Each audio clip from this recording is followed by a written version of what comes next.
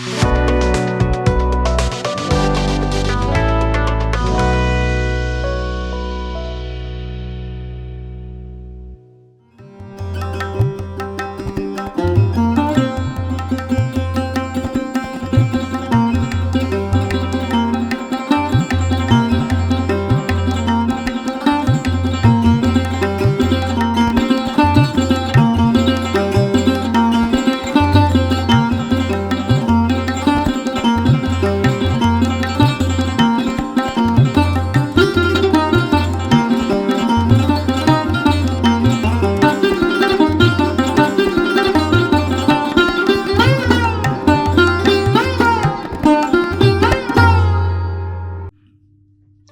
जीशु ख्रीष्ट अति बहुमूल्य नाम संपर्क इंडिया द्वारा प्रस्तुत कार्यक्रम नुआ सकाल आशार आज अध्याय में स्वागत जनाए। प्रभु आपण प्रत्येक को बाहुल्य रूपे आशीर्वाद करूँ। आज जो प्रसंग में प्रभु वाक्य आलोचना करवा आलोच्य प्रसंग होची आत्मार मूल्य। आत्मार मूल्य प्रिय भाई भाई मैंने जगत में गुड़े विषय मूल्य अच्छे। आम जो मूल्यांकन करुँ जानूँ सुनार मूल्य बेसी, हीरार मूल्य, रूपार मूल्य, जमीर मूल्य, आम गुड़े विषय मूल्य आम दी ना तार मूल्य बहुत, किंतु आत्मार मूल्य केते से संपर्क अल्प समय कहवाई चाहे। मस्त खोलतु हितोपदेश तार 11 पर्व 30 पद। धार्मिकर फल जीवनदायक वृक्ष अटे, पुणी जे ज्ञानवान से अन्य मानकर आत्मा लाभ करे। वास्तव में जो लोक ज्ञानी से कौन लाभ करे? से आत्मा लाभ करे। से जमी लाभ कला, प्रॉपर्टी लाभ कला, एगुड़ाक लाभ नहीं। से कौन लाभ करे? गोटे ज्ञानवान लोक से आत्मा लाभ करे। से अन्य मान आत्मा को लाभ करे। आत्मार मूल्य केते जे ज्ञानवान ही बुझी पारे। कारण आत्मा केबे मरे नहीं, शरीर मरे, आत्मा मरे नहीं। जदि आत्मा जदि उद्धार प्राप्त हो नहीं, से व्यक्ति कौन हुए? जे अनंत काल तार आत्मार कष्ट पाइब। केवल 60-70 वर्ष पर नुह, अनंत काल आत्मा मरे नहीं। से आत्मा होची अमर आत्मा। प्रिय भाई बहन, आत्मा केबे मरे नहीं।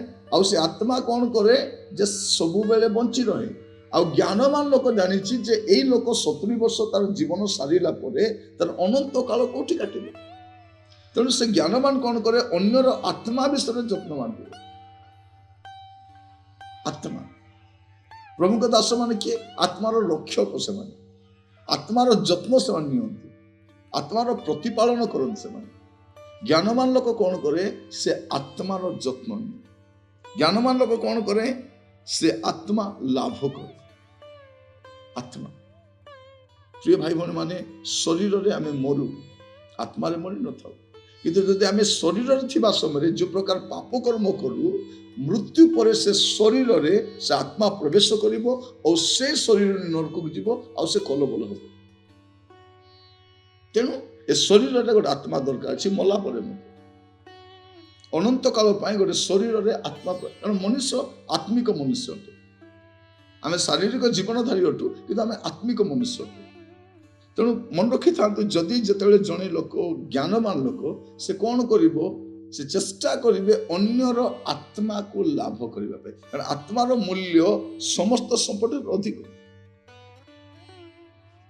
प्रिय भाई भनी माने प्रभु आमान को आज सुजोग देइछन्ति बसी टिके विवेचना करिवा पई जे आत्मार मूल्य केते अधिक। आत्मार मूल्य सबठार अधिक। आज आमे एई शिक्षा ग्रहण करने समय आम टे चिंता कर देखा, वास्तव में मु अन्यर आत्मा पे सचेतन कि? मु अन्यर आत्मा पे चिंता करे कि? अन्यर आत्मा कि रक्षा पाइब से सचेतन अटे कि? नहीं। आम देखू लोक मैंने गुड़े विषय पे व्यतिव्यस्त अटन। आत्मा पे कि चिंता, निजे भी चिंता करूना जे मोर आत्मार मूल्य केते। आपन देखिबे दानिएल 12 पर्व तार 3 पद लिखा जाउछि। आ जो माने ज्ञानवान से माने आकाशर दीप्ति तुल्य, और जो माने अन्य को धर्म पथरे फेरे आनती से माने तारागणर तुल्य अनंत काल पर्यंत तेजस्वी हेबे। अन्य मान को जो रक्षा करती, अन्य आत्मार उद्धार करती, से ज्ञानवान अटंती। आत्मार मूल्य अधिक अच्छे। तेणु जड़े ज्ञानवान व्यक्ति सब बेले सचेष्ट होगा दरकार कौन जे किपरि अन्य मानकर आत्मा को लाभ आम आज समय कौन आत्मचिंतार अच्छु आत्मा चिंता नहीं आम को मूल चिंता कौन आत्मचिंता आत्मगर्वी किंतु ज्ञानवान किए जे आत्मा पे चिंता कर निजर पुओ झीर आत्मा परिवार लोक आत्मा आम ग्रामवासी मान आत्मा से ज्ञानवान से अन्य विषय को गुरुत्व दिए नहीं से आत्मा लाभ करने चेष्टा कर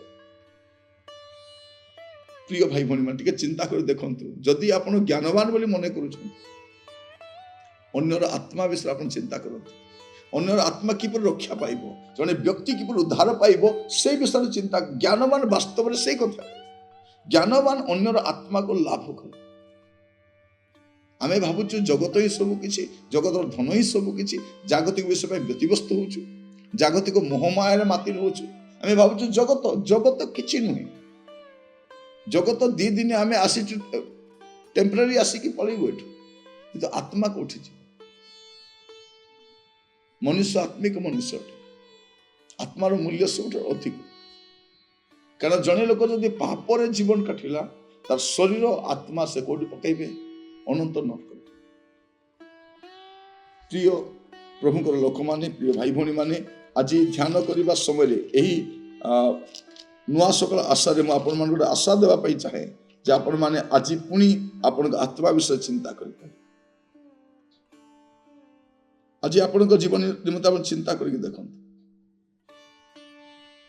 आज आपणकर आत्मा रक्षा प्राप्त होती आत्मिक भाव रक्षा प्राप्त होती आज टिके चिंता करिबार समय आसी विवेचना करिबार समय आसी भाविबार समय आसी वास्तव में मोर आत्मा सुरक्षित कि मो आत्मिक भाव रक्षा प्राप्त होती कि ए दिगरे आमको जत्नवान होबार निहाती आवश्यक रही कारण आत्मार मूल्य सबुठार अधिक प्रभु आपण मान प्रत्येक को बाहुल्य रूपे आशीर्वाद करंतु आसंतु प्रार्थना करी